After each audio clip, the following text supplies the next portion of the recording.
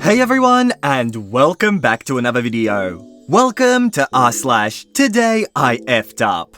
This sub is an absolute classic, so I'm not gonna waste another second and get straight into this first post by user/bigring cycling. My family loves to overshare. This lack of filter sometimes has the tendency to get people into trouble, because not all the information is provided, even when it's meant harmlessly. My parents are a bit older, prime okay boomer age. I was talking to my dad the other day on the phone because his birthday dinner was a few days later. I asked how mum was doing, and he goes on to tell me a story how my mum and Aunt Karen were at the store and the cashier made a mistake. My aunt went off on the cashier and asked to see the manager. My mum was mortified and tried to calm her down, but she wasn't having it. I then mentioned to my dad, "That's such a Karen thing." He goes on to say, "Yeah, your aunt does that a lot." I tell him, "That's the funny part. The Karen meme is a real thing. It's when an entitled, typically white woman gets angry at the smallest mistake and asks for the manager." My dad found this hilarious, and I explained in more detail. I sent him a few links to sites explaining it online. He finds all of this hilarious, and she even has the Karen hairstyle. This sends him down the Google Images rabbit hole, and the next few days, he sends me random memes of Karens doing Karen stuff, adding, "Your aunt did this last week," or "I think this one is about your aunt." This leads up to his birthday dinner with extended family. My dad's birthday dinner is going well. Everyone's having a good time with good food and drinks. Suddenly, my aunt, sitting a few seats down from me, leans forward and loudly shouts down the table, "Hey, OP, what's this whole thing about making a meme about me?" I respond, "Huh?" She then tells me my dad sent her all these memes about things she's done. He didn't give her the context that it's a generic meme from the internet and what it's about. Now, my aunt thinks I made all these memes about her real-life events. At this point, the entire family thinks I created this meme on the internet about my aunt's antics in public. There is a back and forth discussion about it being really rude of me. She's pulling a Karen and starts chewing me out.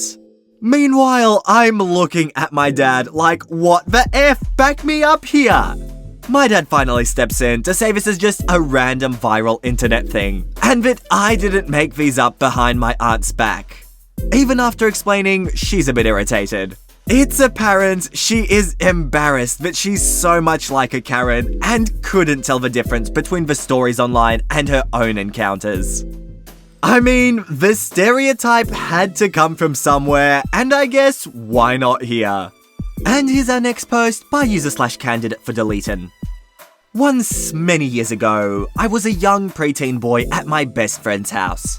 It was an old house which had central air ducts in the floor instead of the ceiling. It was a lovely, strange house, with some rooms seeming too small for use and others having no conceivable use at all. It had a root cellar, it had a conical iron staircase, it had terribly small bathrooms. I had to poo, like real bad. I used their guest toilet and dropped what was without any doubt the largest single turd up till that point in my life, and which would remain so for nearly another decade. It was so big that it stood several inches out of the water, supported by its own structure jammed into the S-bend. It was so damn long.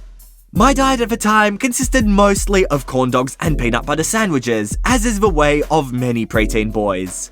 And as well as being long, the turd was dense and would prove surprisingly impervious to toilet water. At first, I was, quite naturally, absurdly proud. I made this! For the first time in my life, but not the last, I legitimately considered going to get somebody to look at it, just to share in the wonder. Instead, I flushed, and thus came to experience for the very first time in my life, but again, not the last, that specific horror which rises with the toilet water. Panic set in, and I began to hop from foot to foot in anticipation of the water spilling over the rim. But thankfully, this particular toilet's maker had love for us all and had designed the bowl to hold slightly more than a full tank of water. and the fill stopped just shy of the rim. I then did the natural and courteous thing, and I grabbed the plunger and went to work hiding the shame of my prideful poo. This is where the Chekhov's gun issue of the diet comes into play though, and instead of being able to break up and force the turd through, it compacted into the S-bend like a foul cement. The plunger developed a thicker and thicker coating. It wasn't so much clearing a plug toilet as I was playing the part of a fecal warlord. A mud mage, if you will. Brewing a cauldron full of poop soup. Small particles began to break free and seep into the water, which turned more and more opaque. The panic had taken hold of me now, and it would walk me carefully onto the stage to enact the final part of this tragedy. This disaster of Freudian proportions. Being a shy boy in somebody else's home, going through the early stages of body insecurity that comes with the onset of pubescence, and having tried all the methods life had taught me for coping with this situation, my brain reset itself and told me, well, if at first you don't succeed, try again. So I did. I entered a feedback loop and started at stage 1 and flushed the toilet. Immediately, before the handle of the flush even fully engaged, I knew I had made the mistake of my young life, but it was already too late. I felt through the handle, the internal mechanisms lift against the pressure of the water, heard the rush of gravity-assisted water, and looked down at the already full brown bowl, just in time to register a moment of stillness.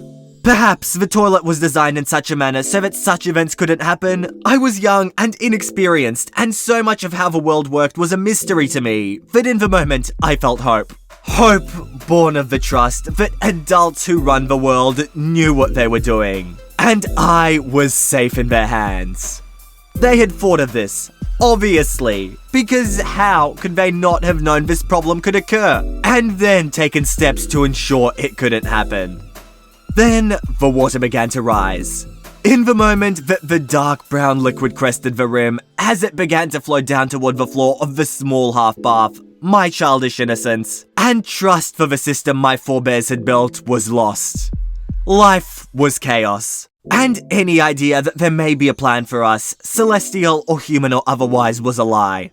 Time slowed with the combined existential traumas and the memory of the poop water hitting the floor and beginning to spread still remains one of my most vivid and crystalline memories decades later. I didn't scream or yell or run. I stood there, transfixed as my own mess turned into a much, much larger problem. As it spread across the small floor, under the door leading to the hall, and instantly dyed the carpet showing beneath. The water level, having hit resistance, then began to rise. I felt it seeping into my shoes and socks. I could sense the smell of it rising from the level of offensive but acceptable BM to that of an open sewer. And then, for the first time, I noticed the vent. Chekhov's other gun then fired, and I settled my vision on the floor AC vent. Just in time to witness the water sweep over the minor levee of its sides and create for a few brief and darkly beautiful moments. The feature forever remembered by me, but never spoken aloud, as Wonka's chocolate waterfall. I then finally made a noise, not remembered as a sound, but as a spasm of my lungs and vocal cords. I made the noise with my spinal column, with the sudden tension in my quads and shoulders, which raised me on my toes and outstretched my arms, all outside of the means of conscious volition. I wailed like a mother hyena watching a lion begin to charge her pups. It wasn't a human sound, I wasn't a human being. I was an entity of filth and shame and worry and fear and longing for a quick and sudden death. That is my final, lasting memory of the event. The sound and the dread. The aftermath of it all is lost to me. I know that my friend arrived first, and I had just a moment to register his disgust before his parents arrived. It all got cleaned up, though the whole carpet stain came out and there was no lasting water damage. I was able to smell myself every time I came into their house. On warm days, it rode the cool air. On cold days, it assaulted the heated air. The friendship did not last the trauma, and I haven't seen him since high school. My dude, you took such a massive dump. that you literally clogged someone's toilet and then made their house smell like your poop for years. I think that deserves an award. And no, would you look at that? Reddit has kindly provided that. And here's our next post by user/Reki. This happened over the summer. After work one day, I went to a hotel bar. The bartender was super cute and the bar was practically empty. So we chatted for over an hour. As I was getting ready to leave, a bunch of people sat down at the bar and she got busy.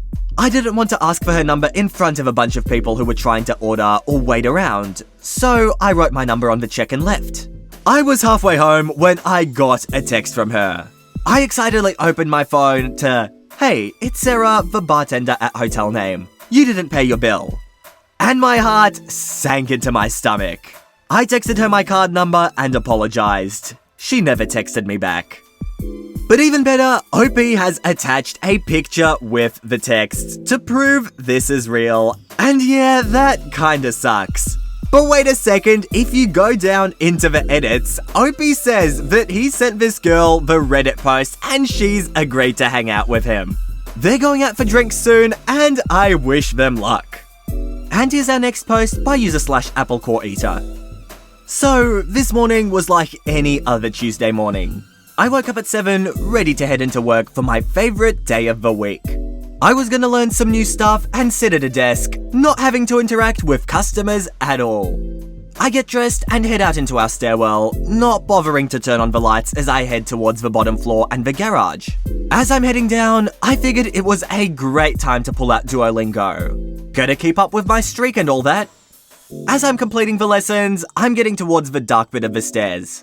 Not noticing or looking where I'm going at all, I put out my foot for the next stair and suddenly I fall. There is a massive crack as my foot hits the floor at a bizarre angle and I let out a scream. I reach down and touch my leg and notice that my shin should not be bulging like that and scream again. This time with more panic. I can't move the leg, it hurts too much. I crawl my way over to the phone and notice Duolingo still open. Naturally, the first thought in my head is, well, this needs to be closed, before I called my husband for help and some crutches. As I'm waiting for him, I look down at my phone. Sure, I'm in immense pain, but those daily lessons... I stabilize my knee and promptly reopen the app. And there I am, waiting for crutches.